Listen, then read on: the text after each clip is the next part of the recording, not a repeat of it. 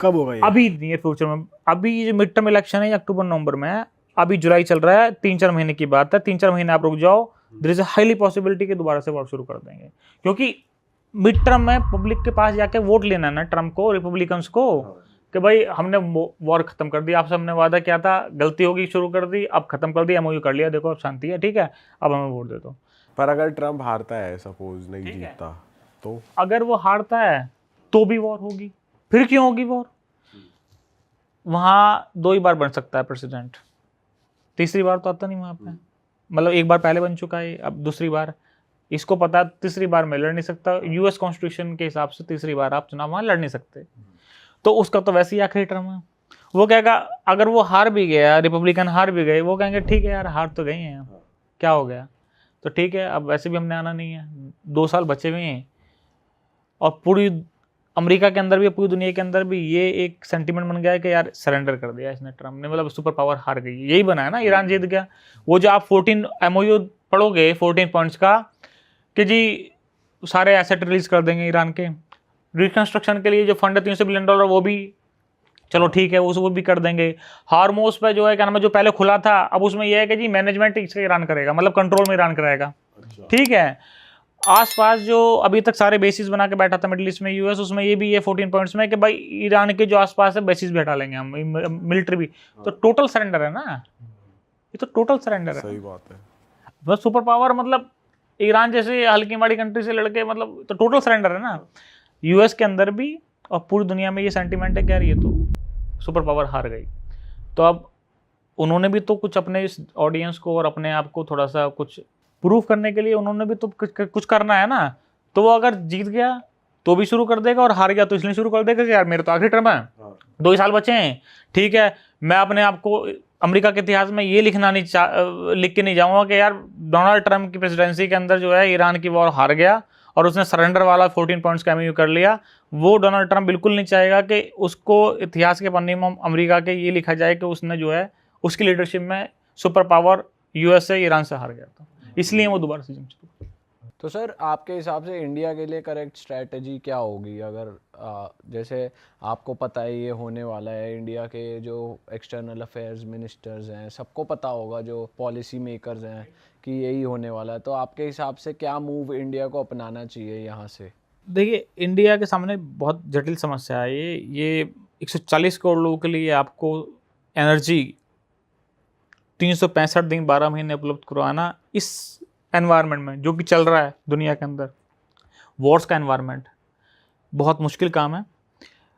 उसके लिए यही है कि आप जितनी चाहे जितनी आप कर सकते हैं। एक तो पहला डाइवर्सिफिकेशन करिए, अपनी जो आपके एनर्जी के इंपोर्ट्स हैं, आप अभी ये मान लीजिए रशिया से कर रहे हैं, मिडल ईस्ट से कर रहे हैं, तो आप थोड़ा सा बाकी इधर उधर भी करें, अफ्रीकन कंट्रीज से कुछ करें, कुछ यूएस से करें, ठीक है। अब यूएस से तो करना ही पड़ेगा, जो अभी डिफेंस ये जो समझौता हुआ है, व्यापार समझौता, तो यूएस की तो यही लड़ाई है ना कि आप खरीदो ज़्यादा हमसे, आप कमाते हमसे ज़्यादा हो, ठीक है, कम हो तो आप खरीदो ज़्यादा हमसे, हमारी को भी कमाई करवाओ, ठीक है, यही है ना उसका तो मुकदमा डोनाल्ड ट्रम्प का। तो कुछ अब यूएस से लेंगे हम। अच्छा, लेकिन चक्कर वही है कि भाई जो वाटरवेज हैं, जो मतलब ट्रेड के जो रास्ते हैं, वो तो वही है ना, हार्मोज, वही सुएज कैनाल, वही रेड सी, ठीक है, सामान तो इधर से ही आना है। तो अब और केप ऑफ गुड होप जो साउथ अफ्रीका वाला है, वो तो बहुत लंबा पड़ता है और उसमें तो इतना खर्चा जाता है, 36 दिन के अंदर आकर लगता है। यहाँ से अगर आप सामान मंगाते हो अमेरिका से या यूरोप से या कहीं से, आप बेचते हो अपना सामान, तो ये वाला मिडिल ईस्ट वाला रास्ता है, ये पास पड़ता है, ये यहाँ से 10-12 दिन के अंदर आपका सामान चला जाता है, आ जाता है।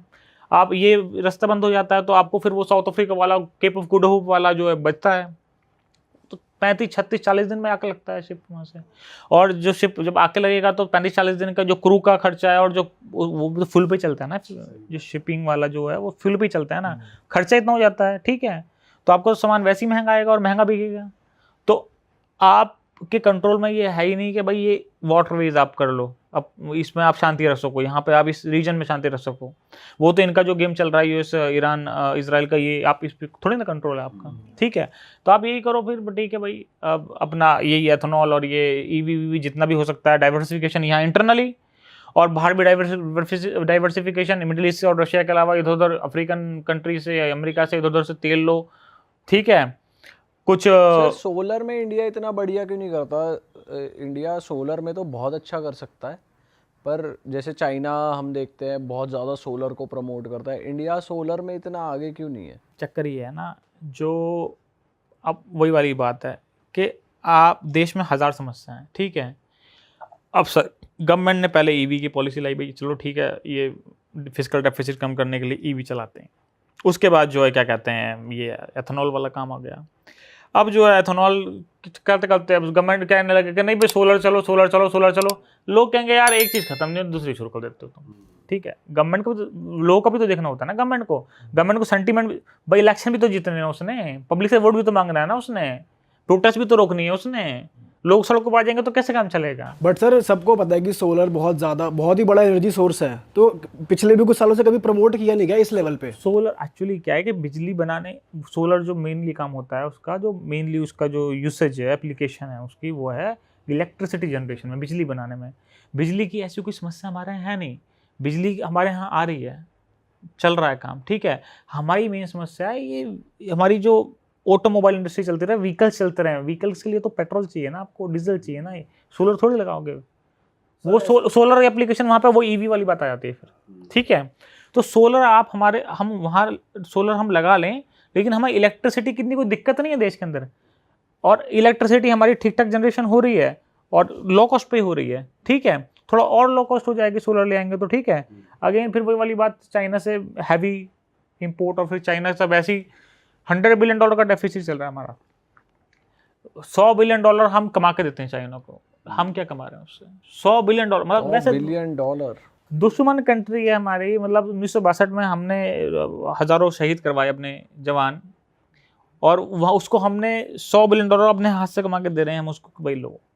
और फिर वही वाली बात है, सोलर प्रमोट करेंगे तो फिर वहाँ से इंपोर्ट करने पड़ेंगे इक्विपमेंट, उसके ये सब चीज़ें, तो हर चीज़ देखनी पड़ती है। Correct sir. अगर जैसे हमेशा से बात होती है ये इंडिया भी ग्लोबल पावर बनेगा, मतलब पिछले कुछ 2-3 सालों में बहुत बातें हो रही थी, तो जब अगर इंडिया ग्लोबल पावर बनना चाहता है तो क्या जियोपॉलिटिकल चैलेंजेस इंडिया फेस करेगा आने वाले सालों में? देखिए, एक बहुत अच्छा क्वेश्चन पूछा आपने। सबसे बड़ी बात तो जो ग्लोबल पावर बनता है ना, जब कोई भी कंट्री, आप देखो यूएस था ग्लोबल पावर, मतलब सुपर पावर, अभी भी है, डिक्लाइन पे लेकिन अभी भी है। कितने सारे अलाइज हैं उसके, मतलब पूरा नेटो उसका अलाई है, कनाडा उसका अलाई, अब तो थोड़ा सा चल रहा है इनमें, लेकिन आज तक तो 17 साल से तो देख रहे हो ना आप, मतलब फ्रांस भी, यूके भी, इटली भी, ठीक है, स्विट्ज़रलैंड भी, ठीक है, कनाडा भी, मैक्सिको भी, जापान भी, साउथ कोरिया भी, ऑस्ट्रेलिया, सारे अलाई है ना। इतनी सारी तगड़ी तगड़ी कंट्री आपके अलाई हैं, तो आप बने हो ना सुपर पावर। करेक्ट। चाइना को देख लेते हैं, चाइना जो इमर्जिंग सुपर पावर है, नेक्स्ट सुपर पावर है, उसके अलाई कितने सारे हैं, ईरान उसका अलाई, ठीक है। और ये सारे रशिया ग्रेट पावर उसका अलाई, पाकिस्तान ठीक है, पाकिस्तान उसका अलाई, रशिया चाइना तो बिल्कुल ऐसे है ना, बिल्कुल उनमें तो कोई फ़र्क ही नहीं है, वो दे आर वन, ठीक है। तो कितने सारे अलाई हैं उसके भी, ठीक है। तो सबसे बड़ी बात यही है कि जो भी ग्रेट पावर बनी है, जैसे आपने क्वेश्चन पूछा कि सुपर पावर या ग्रेट पावर हमें बनना है तो उसके लिए क्या करना पड़ेगा, तो एलाइज होने आपके बहुत ज़रूरी है, आपके दोस्त होने बहुत ज़रूरी हैं। बिना दोस्त के, जैसे बिना टीम के एक कंपनी नहीं चल सकती ना, एक आदमी नहीं चला सकता कंपनी को, बिना मेंबर जब तक साथ ना दें तब तक घर नहीं चल सकता कोई। ऐसी अकेला इंसान कोई कुछ नहीं कर सकता, अकेली कंट्री भी कोई कुछ नहीं कर सकती। सर अभी स्टेट पे इंडिया ब्लाइंडली किसी पर ट्रस्ट नहीं कर सकता? ऐसी कोई भी कंट्री नहीं है इसको हम ब्लाइंडली ट्रस्ट कर सकते हैं। इजराइल की अगर हम बात करें तो ग्रेट रिलेशंस तो हमारे बहुत अच्छे रिलेशंस हैं इजराइल से, लेकिन एक चीज़ आप देखो, अभी की एग्जांपल लेते हैं, रिसेंट वाला ही, कितनी समस्या हमारे को हो गई थी अभी यहाँ गैस की लाइन में, देखो कितने लोग लगे हुए थे, लोग यहाँ लेबर रो रही थी। आनंद विहार ये बस स्टैंड पे, आनंद विहार रेलवे स्टेशन पे, जो दिल्ली में लेबर क्लास थी, क्योंकि 3,000 रुपये का सिलेंडर हो गया था, 2,000 रुपये का सिलेंडर हो गया, लोग रो रहे थे यहाँ खड़े होकर, और लोग अपने घर को वापस जा रहे थे, और ये बोल रहे थे कि हम कभी वापस नहीं आएंगे।